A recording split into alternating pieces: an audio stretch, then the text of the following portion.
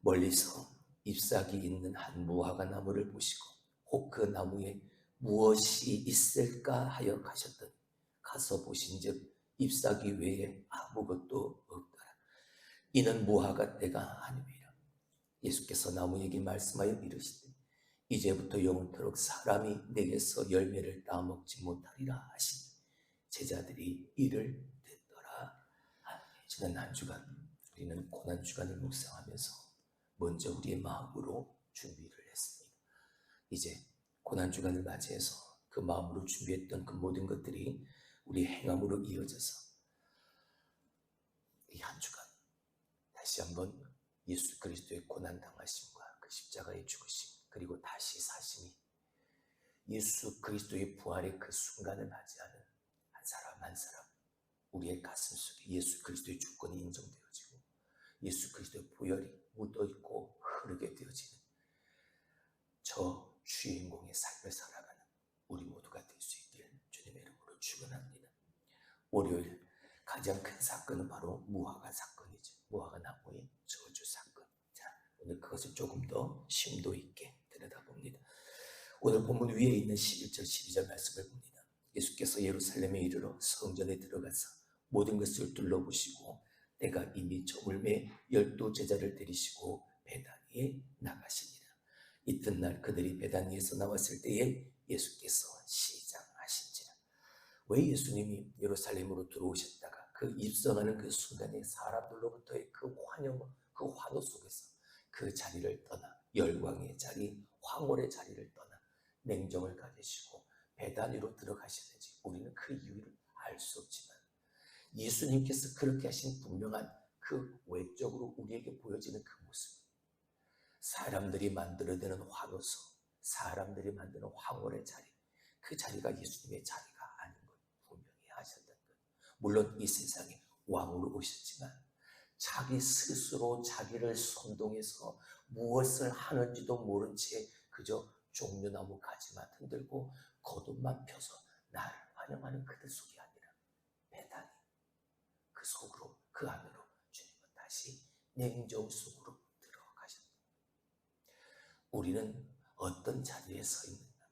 사람들이 만들어낸 나도 모르게 그 황홀감에 빠져서 아무것도 보지 못한 채 그냥 그 분위기에 취해 있는 나의 모습은 아니고 주님은 그 자리를 떠나 냉정함의 자리로 나아가시는 그 주님의 모습을 보지도 못하고 있는 그냥 그 자리에 취해 있는 나의 모습은 아니고 근데 그 이튿날 주님이 또 베다니에서 나오셔서 예루살렘으로 들어오십니다. 예루살렘의 입성은 그야말로 대단했습니다. 그러나 정작 주님은 사람들의 환호를 뒤로하고 예루살렘의 성을 바라보며 주님은 우셨습니다. 그게 누가복음 19장에 기록이 되어져 있습니다. 그것은 더 이상 하나님이 거하시는 곳이 아니었기 때문입니다. 그것이 주님이 예루살렘의 성을 나와 베다니로 가신 이유였습니다. 그것이 이유였다. 그곳에 하나님이 계시지 않았다. 자기들로만 가득했다. 그리고 월요일 아침 예루살렘 성으로 다시 향하셨습니다. 예수님의 일행은 베다니에서 아침을 먹지 못한 채 나왔습니다. 그러나 잎사귀가 무성한 무화과 나무를 발견했습니다. 철이 아니어서 열매도 없는 것이었지만 그 무화과 나무를 저주하십니다. 아무 죄가 없습니다. 무화과 나무.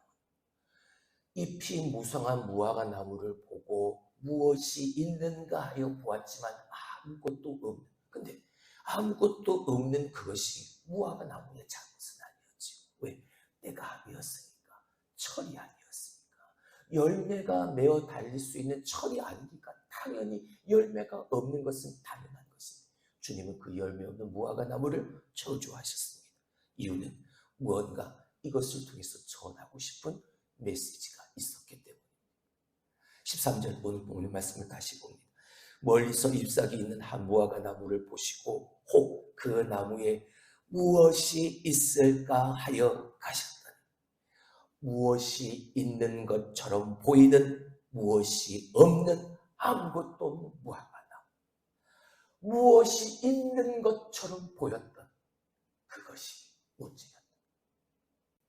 무화과의 때가 아님이라라는 기록. 이건 무심코 우리가 지나갈 수 없는, 왜? 무화과의 때가 아니니까 아무것도 없는 것, 이건 당연한 것인데 무엇이 있는가처럼 보여지는 그걸 지적을 하십니다. 여러분, 주님이 모르셨을까요? 지금이 무화과의 때가 아님을 모르셨을까요? 아니요. 주님은 당연히 모르실 리가 없습니다. 지금은 열매 맺는 때가 아님을 알고 계셨습니다. 그런데도 예수님은 열매를 얻을 수 없었다 하여 그 나무를 저주하십니다. 그렇다면 주님이 저주하신 이유, 분명히 무화과 나무는 잘못한 것이 없습니다. 하지만 그 풍성한 잎사귀와 모습 때문에 오해하여 무화과가 열린 것처럼 무언가가 있는 것처럼 보인 것에 대해 주님은 문제를 삼고 계신 것이었습니다. 그래서 애꿎은 무화과 나무가 주님의 말씀하시는 메시지 본보기가 되어진 것, 주님의 상징적 분노였던 겁니다.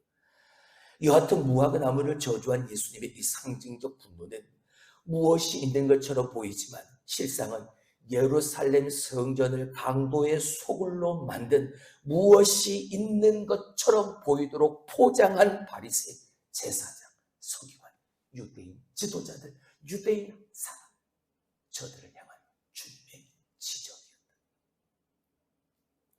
무엇이 있는 것처럼. 여러분, 이렇게 부풀리는 오해에 빠져서는 안 돼요. 내가 무엇이 있는 것처럼 보이는 것, 이게 문제예요. 그들이 만든 무엇이 있는 것처럼 보이는 그 도구가 무엇이었습니까? 성전이었습니다.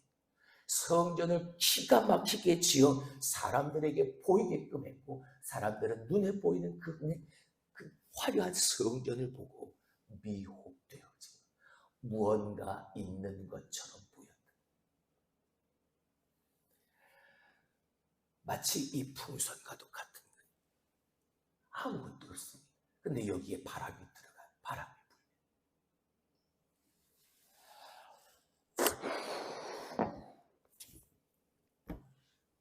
채워지기 시작하는, 안에 무언가 들어있는 것처럼 보이기 시작합니다. 여러분, 예루살렘에 이 다시 세워진 이 헤롯 성전은 마카비 혁명으로 세워졌습니다.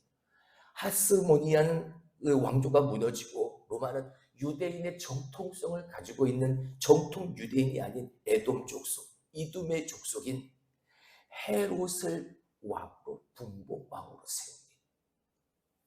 처음부터 이 정통성에 문제가 있었던 이 헤롯이 행했던 일 중에 하나가 사람들로부터 지지를 받기 위해 사람들의 눈에 보이는 뭔가 위대한 것을 만들려고 했던 거예요. 그게 바로 그가 세워진 성전, 헤롯 성전이었던 거예요.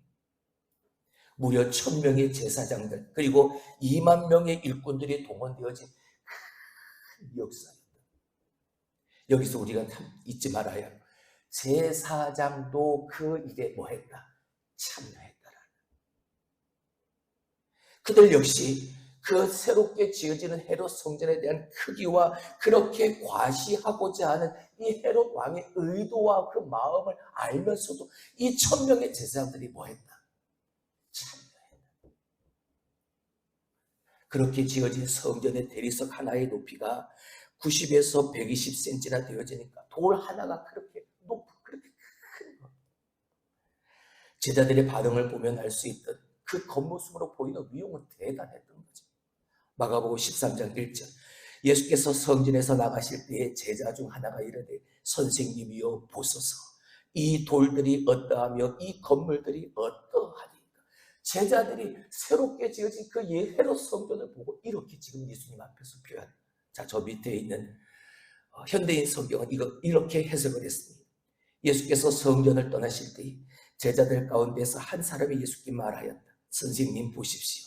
얼마나 굉장한 돌입니까? 얼마나 굉장한 건물입니까? 눈으로 보여지는 그 헤롯 성전의 그 위용은 제자들마저 이러한 감탄을 나눌 정도의 그런 모습을 가지고 있었다. 그것으로 하나님의 거룩하심이 거기에 거하실 것 같은 착각을 만들어낸, 사람들은 그 모습을 보고 그 착각에 빠져버렸다. 그들의 의도는 성공했습니다. 거기까지는 괜찮았을지도 모르. 왜? 그럼에도 불구하고 거기서 온전한 예배, 온전한 제사 드려졌다면 말이죠. 그랬다면 괜찮았어요. 하지만 그들은 멈추지 않았습니다.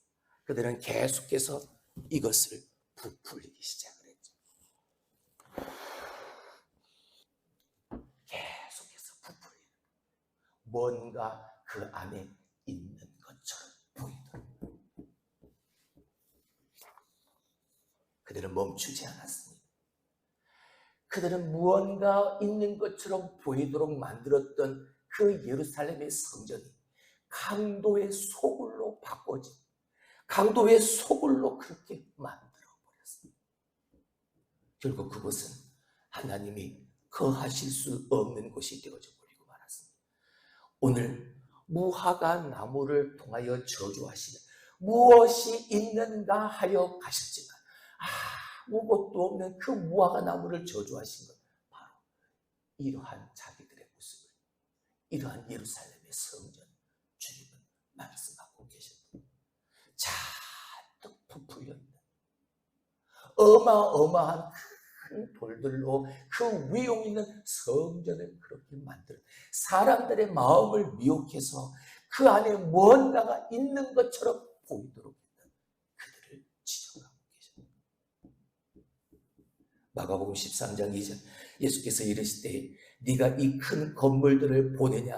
돌 하나도 돌 위에 남지 않고 다 무너뜨려지리라 하시니라. 이게 주님의 말씀.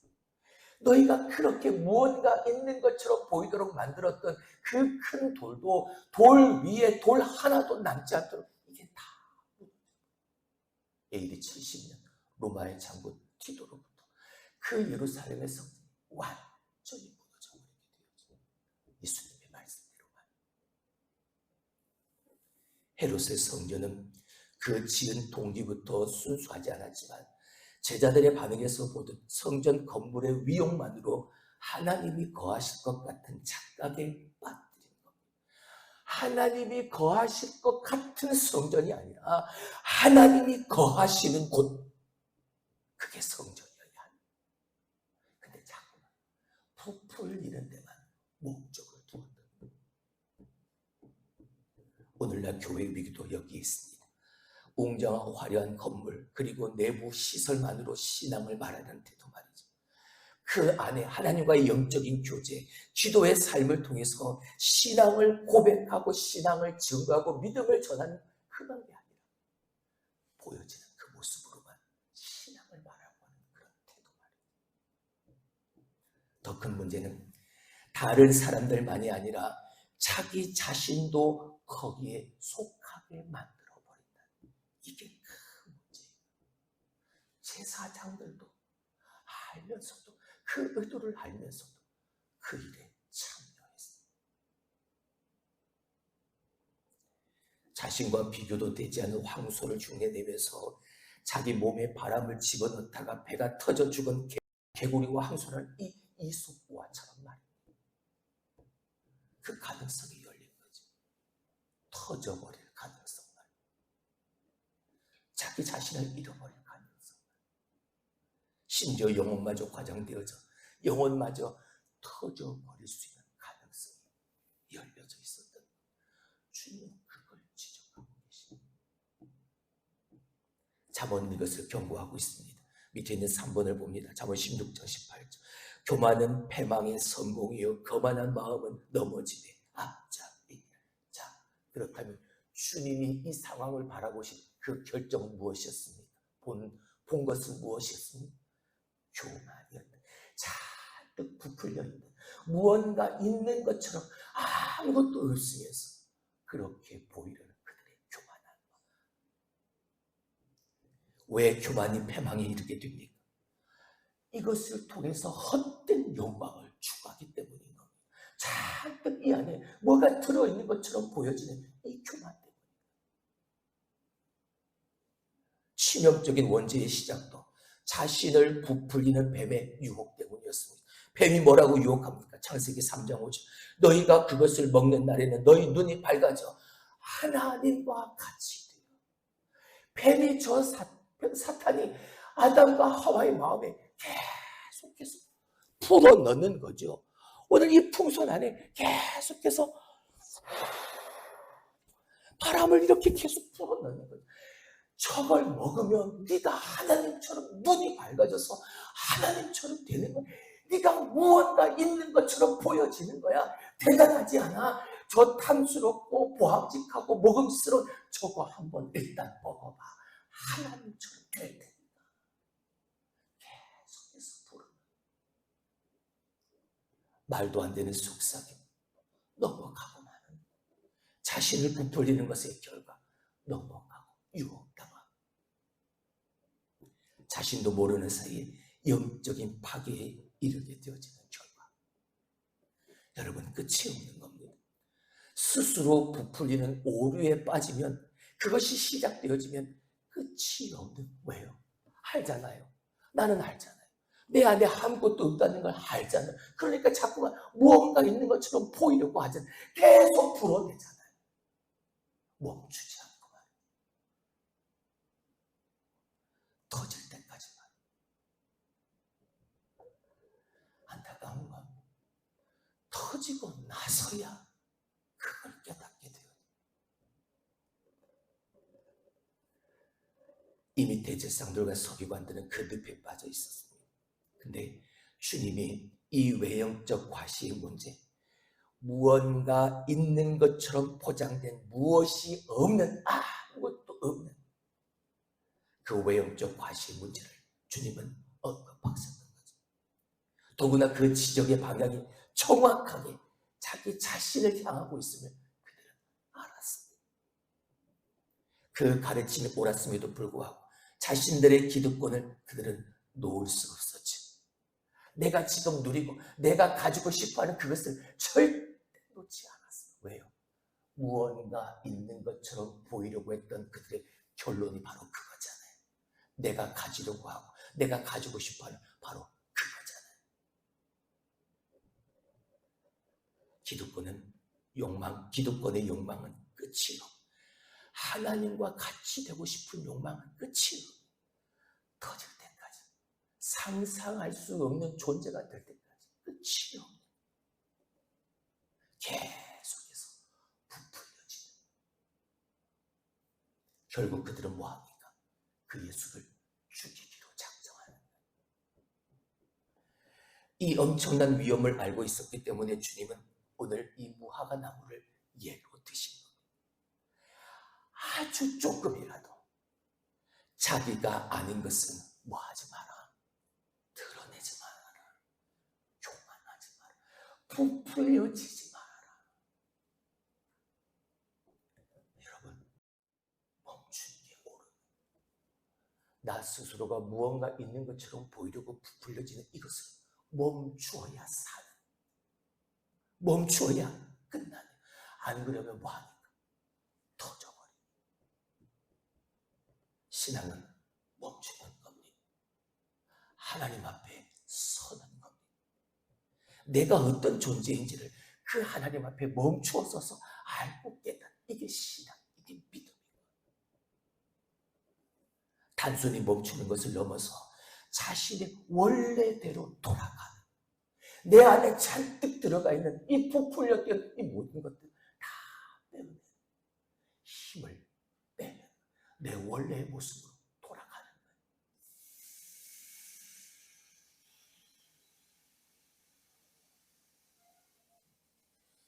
다 빼면 내가 무언가 있는 것처럼 보이려고 했던 그 모든 것들을 다 빼면 돼요. 바람을 다 빼고 난 풍선, 쭈글쭈글하죠. 새 것과 비교해보면 볼품없습니다. 무언가 잃어버린 것처럼 보여집니다. 다 잃은 것처럼 보여질 수도 있습니다. 그러나 이 풍선은, 이 안에 들어있던 바람을 다 빼는 풍선입니다. 이젠 더 이상 터질 위험은 없습니다. 다시 사용할 수 있는, 다시 사는 생명을 얻는.